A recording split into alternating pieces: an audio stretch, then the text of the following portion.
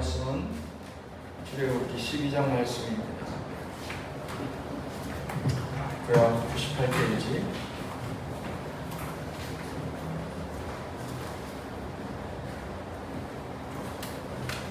출애굽기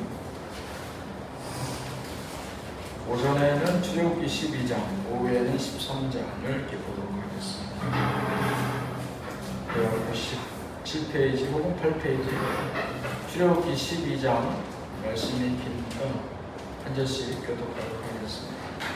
여호와께서 애굽 땅에서 모세와 아론에게 일러 말씀하시되 이달을 너희에게 달의 시작 곧 해 첫 달이 되게 하고 너희는 이스라엘 온 회중에게 말하여 이르라 이달 열흘에 너희 각자가 어린 양을 취할지니 각 가족대로 그 식구를 위하여 어린 양을 취하되 그 어린 양에 대하여 식구가 너무 적으면 그 집의 이웃과 함께 사람 수를 따라서 하나를 잡고 각 사람이 먹을 수 있는 분량에 따라서 너희 어린 양을 계산할 것이며 너희 어린 양은 흠없고 1년 된 수컷으로 하되 양이나 염소 중에서 취하고 이달 19날까지 간직하였다가 해질 때 이스라엘 회중이 그 양을 잡고 그 피를 양을 먹을 집 좌우 문설주와 임방에 바르고 그 밤에 그 고기를 불에 구워 목욕병과 쓴 나물과 아울러 먹되 날 것으로나 물에 삶아서 먹지 말고 머리와 다리와 내장을 다 불에 구워 먹고 아침까지 남겨두지 말며 아침까지 남은 것은 곧 불사르라. 너희는 그것을 이렇게 먹을지니 허리에 띠를 띠고 발에 신을 신고 손에 지팡이를 잡고 급히 먹으라. 이것이 여호와의 유월절이니라. 내가 그 밤에 애굽 땅에 두루 다니며 사람이나 짐승을 막론하고 애굽 땅에 있는 모든 처음 난 것을 납치고 애굽의 모든 신을 내가 심판하리라. 나는 여호와라. 내가 애굽 땅을 칠 때에 그 피가 너희가 사는 집에 있어서 너희를 위하여 표적이 될지라. 내가 피를 볼 때에 너희를 넘어가리니 재앙이 너희에게 내려 멸하지 아니하리라. 너희는 이날을 기념하여 여호와의 절기를 삼아 영원한 규례로 대대로 지킬지니라. 너희는 이래 동안 무교병을 먹을지니 그 첫날의 누룩을 너희 집에서 제하라. 무릇 첫날부터 일곱째 날까지 유교병을 먹는 자는 이스라엘에서 끊어지리라. 너희에게 첫날에도 성회요 일곱째 날에도 성회가 되리니 너희는 이 두 날에는 아무 일도 하지 말고 각자의 먹을 것만 갖출 것이니라. 너희는 무교절을 지키라. 이날에 내가 너희 군대를 애굽 땅에서 인도하여 내었으니라. 그러므로 너희가 영원한 규례를 삼아 대대로 이날을 지킬지니라. 첫째 달 그달 연나간 날 저녁부터 21일 저녁까지 너희는 무교병을 먹을 것이요 이래 동안은 누룩이 너희 집에서 발견되지 아니하도록 하라. 무릇 유교물을 먹는 자는 타국인이든지 본국에서 난 자든지를 막론하고 이스라엘 회중에서 끊어지리니 너희는 아무 유교물이든지 먹지 말고 너희 모든 유하는 곳에서 무교병을 먹을지니라. 모세가 이스라엘 모든 장로를 불러서 그들에게 이르되 너희는 나가서 너희의 가족대로 어린 양을 택하여 유월절 양으로 잡고 우슬초 볶음을 가져다가 그릇에 담은 피에 적셔서 그 피를 문 인방과 좌우설주에 뿌리고 아침까지 한 사람도 자기 집 문 밖에 나가지 말라. 여호와께서 애굽 사람들에게 재앙을 내리려고 지나가실 때에 문 인방과 좌우 문설주의 피를 보시면 여호와께서 그 문을 넘으시고 멸하는 자에게 너희 집에 들어가서 너희를 치지 못하게 하실 것임이니라.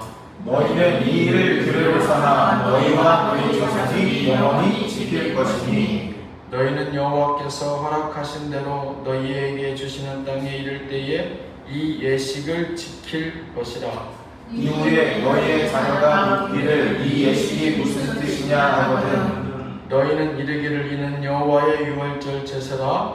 여호와께서 애굽 사람에게 재앙을 내리실 때에 애굽에 있는 이스라엘 자손의 집을 넘으사 우리의 집을 구원하셨느니라 하라 하매 백성이 머리 숙여 경배하니라. 이스라엘 자손이 물러가서 그대로 행하되 여호와께서 모세와 아론에게 명령하신 대로 행하니라. 밤중에 여호와께서 애굽 땅에서 모든 처음 난 것 곧 왕위에 앉은 바로의 장자로부터 옥에 갇힌 사람의 장자까지와 가축의 처음 난 것을 다 치심에 그 밤에 바로와 그 모든 신하와 모든 애국 사람이 일어나고 애국에 큰 부르짖음이 있었으니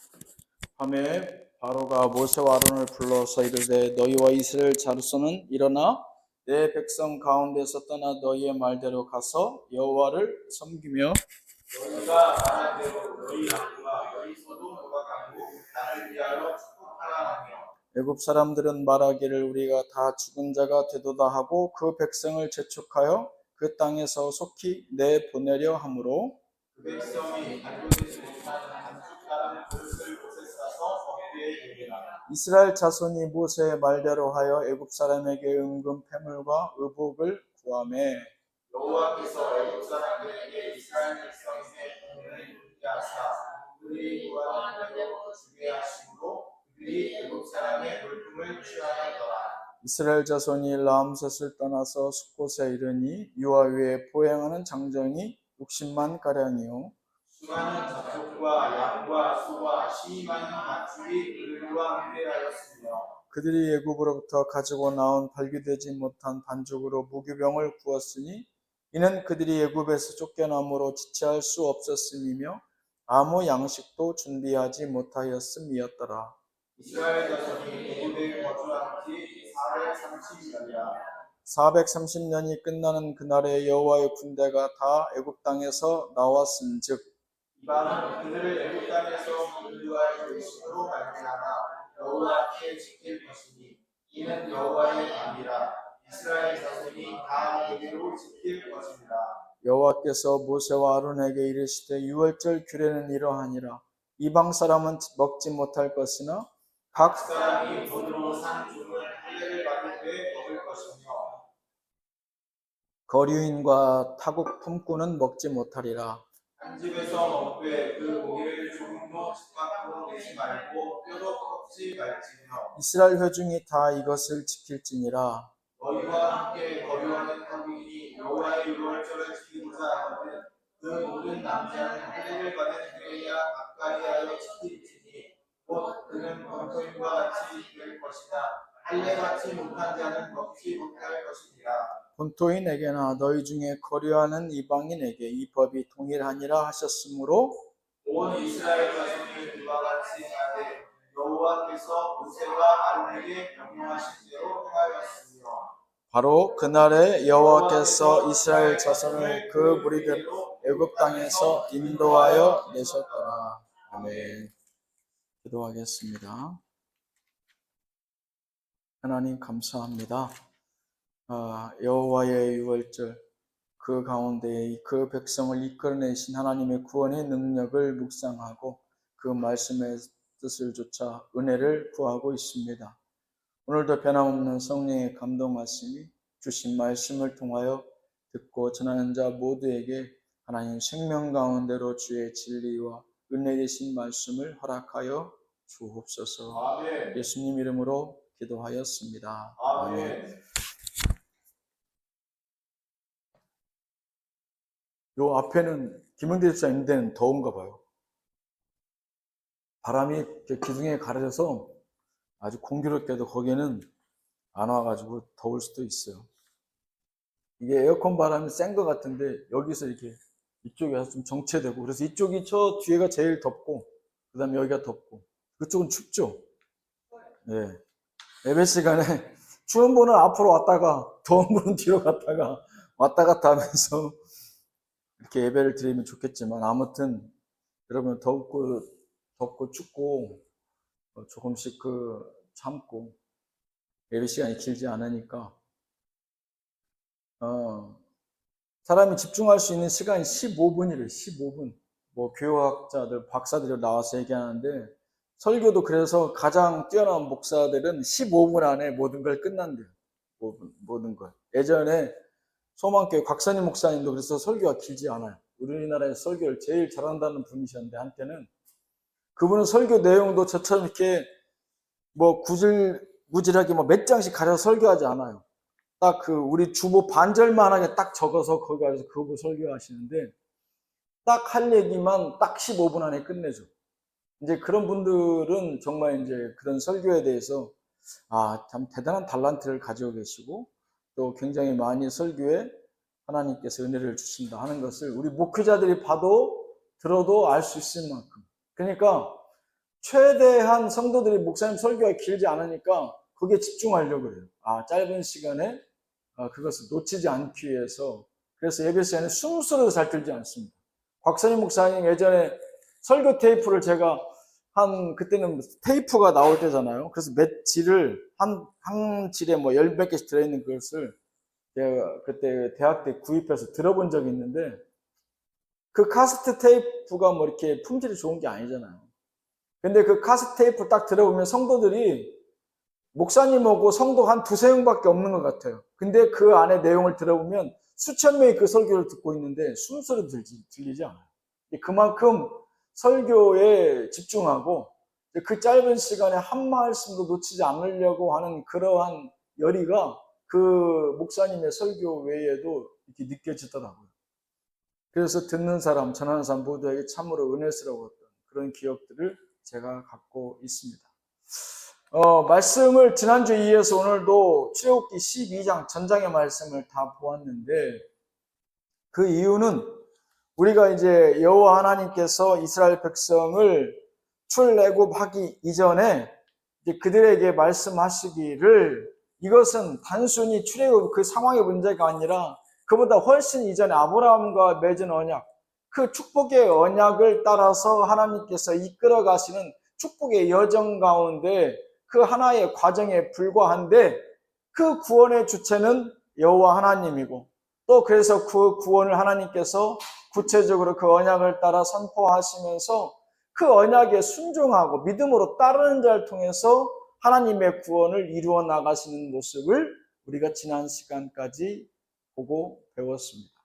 오늘 그 구원의 마지막 네 번째 시간인데 지난 시간에 이어서 이 구원의 마지막 네 번째는 대적할 수 없는 하나님의 구원입니다. 대적할 수 없는 하나님의 구원.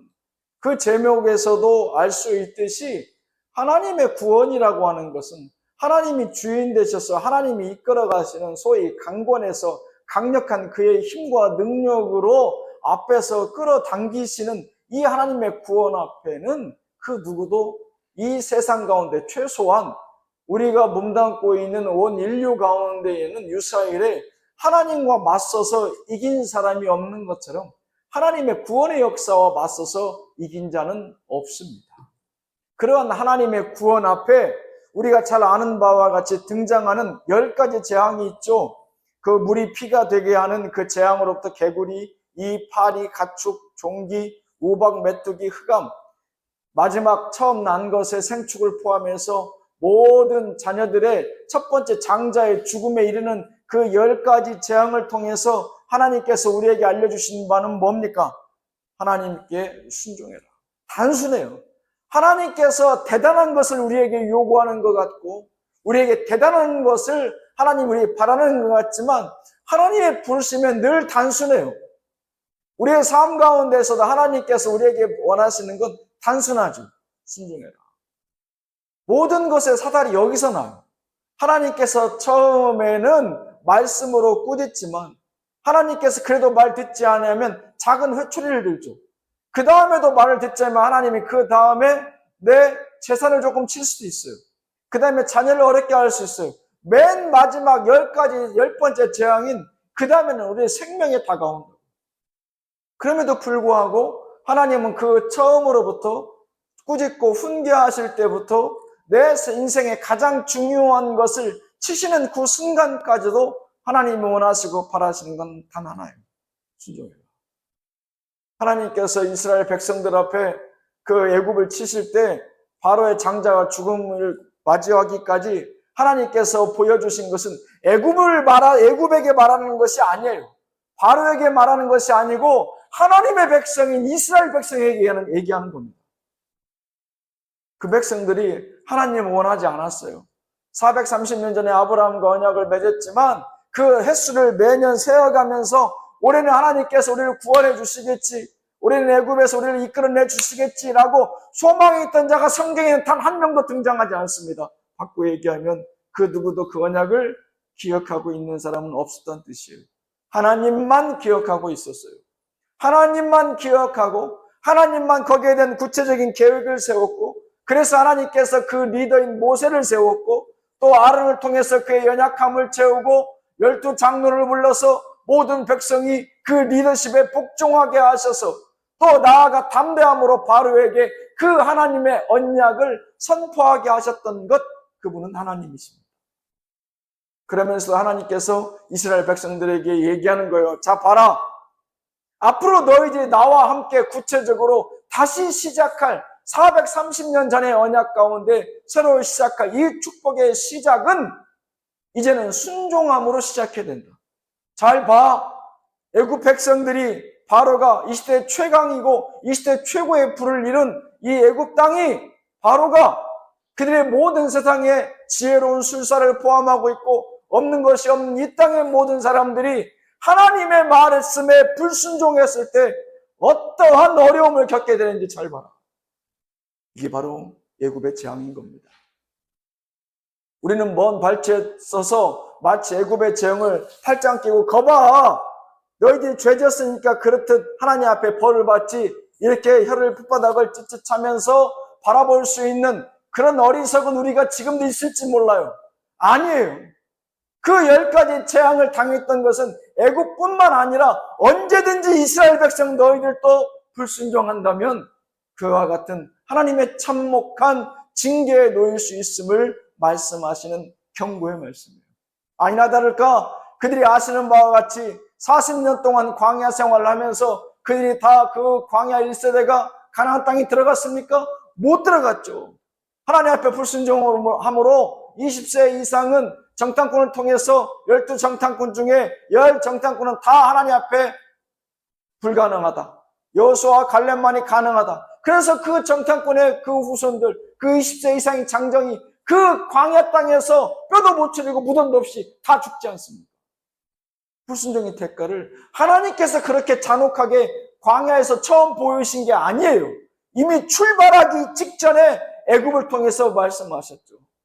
불순종하며 나는 내가 사랑하는 내 자식이라 할지라도, 나는 아브라함과 언약을 맺은 내가 축복하겠노라고 언약한 자손이라 할지라도 불순종한다면 나는 가차없이 그들에게 훈계의 채찍을 댈 것이다. 그게 10가지 재앙입니다. 우리가 한 발짝 떨어지면 그저 남집, 옆집 불구경하는 것으로 재밌는 구경으로 끝날 수 있어요. 이스라엘 백성들은 그쯤 생각했을지 모릅니다. 하지만 정작 이제 구체적으로 그들이 이제 광야 생활을 시작하기 전에 그들이 여러 모습을 봐요. 그 세상 한없이 높아 보였던 바로의 굴욕적인 모습을 보게 되죠. 자기의 장자가 죽게 되자 바로는 모세와 아론을 꼴도 보기 싫어. 얼른 나가라, 얼른 나가라. 사실 그 전부터 신하들이 만류했어요.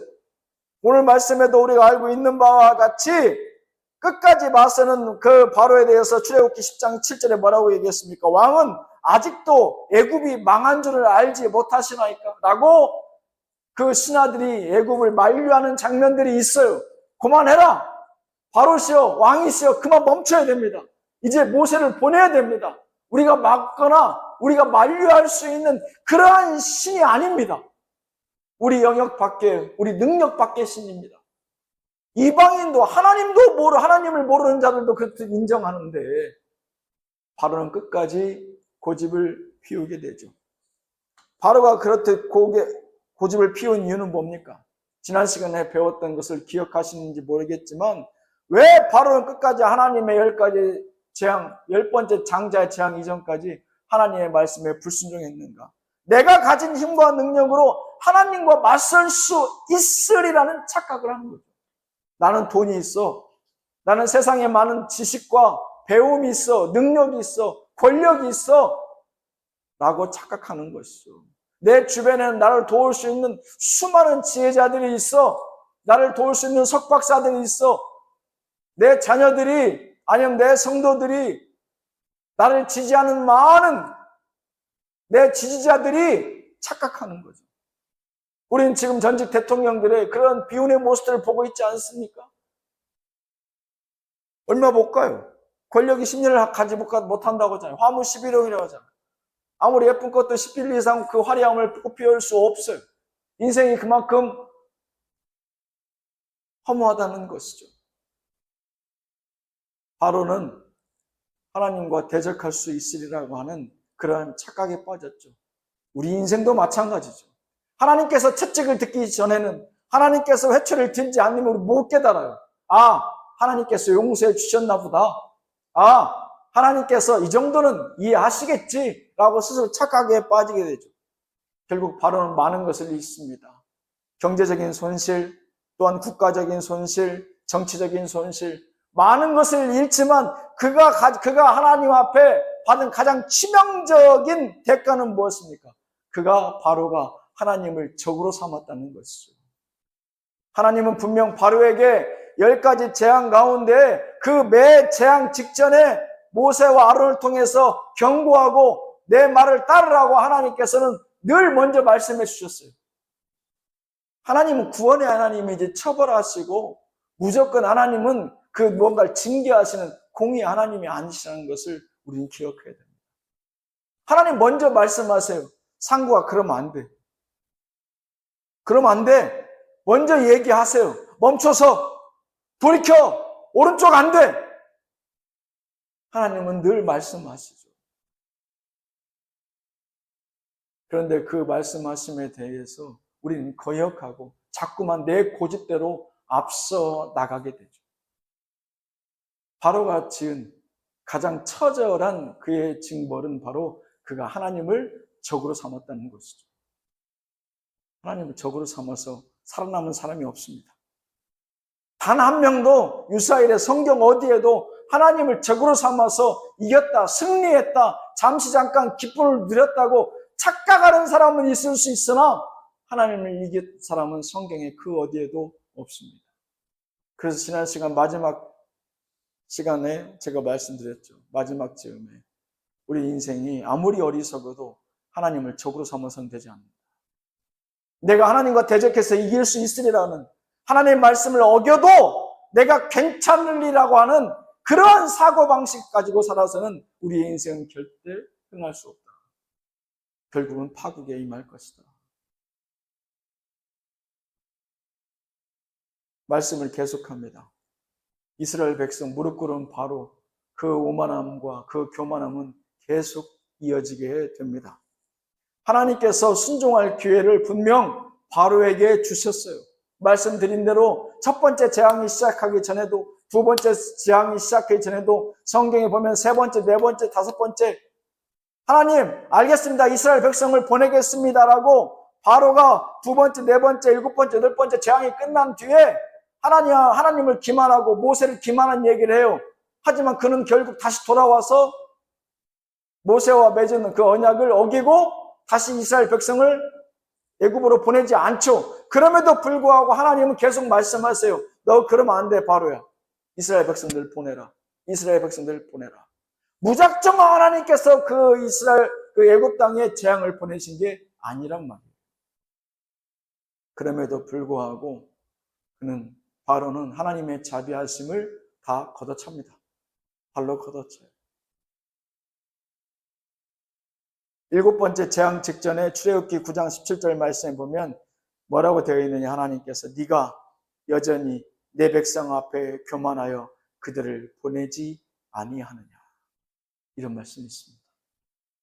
하나님이 그 교만과 오만함을 첫 번째도 용서해줬고 두 번째도 눈 감아줬고 세 번째도 모른 척했는데 매 순간 하나님께서 그에게 기회를 제공하고 그에게 다시 한번 회개하고 그에게 다시 한번 순종할 수 있는 기회를 줌에도 바로는 따르지 않습니다. 무릎 꿇지 않아요.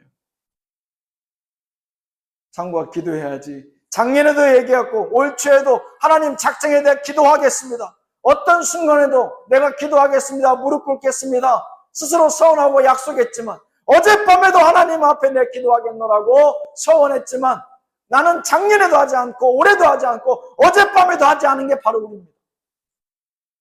하나님, 그때는 내가 아팠고요. 그때는 내가 누군가를 만나고 있었고요. 내가 그때는 너무 정신적으로 힘들었고요. 내가 그때는 너무 궁핍했습니다. 우리의 인생은 360일 단 하루도 그런 핑계 없는 날이 없죠. 성경에 나오는 모든 사람들, 아니 유사일의 모든 인생은 다 핑계가 있고 이유가 있습니다. 반대로 생각하십시오. 그때는 궁핍해서 무릎을 꿇어야 됐고, 그때는 정신적으로 복잡해서 무릎 꿇어야 됐고, 그때는 내가 너무 연약했기 때문에 무릎 꿇어야 됐던 게 바로 우리의 인생인 것이죠. 내 뜻대로 생각해요. 어제는 배고팠기 때문에 무릎 꿇었어야 되는 것이고, 그저께는 내가 힘들었기 때문에 무릎 꿇었어야 되는 것이고, 그저께는 내 자녀가 나를 행복했기 때문에, 그저께는 내 자녀가 나를 불행하게 했기 때문에 무릎 꿇어야 되는 이유는 그 어디에도 늘 있었습니다. 하나님 앞에 가기 싫었다는 거예요. 귀찮았다는 거예요. 바로와 뭐가 다릅니까? 여러분, 바로를 비웃어서는 안 됩니다. 어리석다고 생각해서는 안 됩니다. 그 수많은 석박사들과 술사를 통해서 우리보다 훨씬 더 많이 배우고, 그 당시 인류가 가지고 있는 문화의 총알을 이루어 나왔던 게 바로 이집트 땅이에요. 애굽이 이집트 아닙니까? 피라미드를 세운 그 놀라운 그런 역사를 이룬 게 바로 이집트예요. 그 사람이 몰라서 우리보다 무식해서 그랬을 거라고 생각하세요? 이런 재앙을 당했는데도 불구하고, 아니요. 그럼에도 불구하고 나를 굽히지 않았던 거예요. 하나님 앞에. 나를 하나님 앞에, 그 음성 앞에 무릎 꿇으라고 하는 그 음성에 내가 굽히지 않았던 거예요. 무릎 꿇은 그가 바로 저와 여러분입니다. 핑계댈 왜 핑계를 대요? 하나님께서 왜 무릎 꿇으라고 바로한테 얘기하는 거예요? 너한테 어려움을 거둘게, 너에게 고통을 주지 않을게, 너의 경제적인 어려움을 내가 거두지 않을게. 바꿔 얘기하면 하나님께서 그가 비록 이방인이라 할지라도, 그가 믿음이 좀 하나님 보시기에는 성숙하지 않다 할지라도, 나는 너에게 재앙을 주는 것이 아니라 나는 너에게 축복하고 싶다. 그래서 무릎 꿇으라는 거예요. 바로가 무릎 꿇었으면 어떻게 됐습니까? 이 경제적인 손실, 정치적인 손실, 그 장자의 죽음, 가장 소중히 여기는 것들, 이런 걸 굳이 잃을 필요가 없죠. 다 잃고 난 뒤에 깨달으면 뭐 할 거예요? 그런데 그 어리석음이 거기서 끝나나요? 아니잖아요. 이 교만함이라는 것, 오만함이라는 것, 하나님 앞에 절대 내 무릎을 꿇지 않는다는 것, 이 죄가 쉬이 사라지는 죄가 아닙니다. 잠시 눈 감고 보기 싫어서 이스라엘 백성들 애굽으로 내치고 나가라고 하지만 꼴 보기 싫어서 어떻게 됩니까? 바로 뒤돌아서서 애굽의 병거로 이스라엘 백성 내가 잡아 죽이겠노라고 쫓는 게 바로 이 교만함과 오만함입니다. 내가 매일 밤 주 앞에 무릎 꿇지 않는 그 교만과 오만함이 장차 성장해서 끝내 하나님 앞에 그 죽음의 길로 내가 죽음을 자초하러 그 홍해로 수장하러 달려 들어가는 것이 바로 이 오만함과 교만함이에요. 굉장히 무서운 죄입니다. 이게. 우리도 마찬가지죠. 별거 아닌 것 같죠. 하나님의 말씀에 내가 무릎 꿇고 내 연약함을 고하면서 나의 부족함을 하나님 앞에 나음을 잊기를 바라면서 무릎 꿇지 않아요. 수요일 금요일에 다윗의 시편을 보고 있습니다. 그는 유사엘의 가장 용맹했고 배우지 못했지만 가장 지혜로웠고 이스라엘의 가장 아름다운 문화를 꽃피웠고 이스라엘 최고의 지혜로운 왕으로 지금까지 추앙받는 왕입니다. 그럼에도 불구하고 성경은 그의 용맹함과 부를 드러내기보다는 그가 그 어려운 혹독한 그의 죽음의 그 절박한 상황 가운데서 철저하게 하나님을 의뢰할 수밖에 없었던 그 겸손의 신앙을 성경은 그 다윗을 지켜세우고 있습니다. 하나님 보시는 부분은 그 부분이에요. 아무리 잘나고 뛰어났어도 그가 하나님 앞에 늘 무릎을 꿇어 엎드렸던 그 다윗을 하나님은 늘 칭찬하고 싶은 거예요. 바꾸어 얘기해서 2000년이 지나고 3000년이 지나도 4000년이 지나고 만년이 지나도 내가 원하고 바라는 그 자녀는 바로 이러한 자녀다. 하나님 말씀하시는 것이죠. 무릎 꿇어라. 맞기 전에 무릎 꿇어라. 굳이 왜 하나님 앞에 회초리를 맞은 후에 무릎 꿇으려고 그러나? 한 주간을 살아갈 때에 또 한 주간을 살아온 오늘 이 중간에서 우리의 신앙이 있다면, 최소한의 신앙의 양심이 있다면 우리는 순간순간 하나님의 음성을 듣습니다. 기도해라. 말씀대로 살아라. 이 순간에 무릎 꿇어라.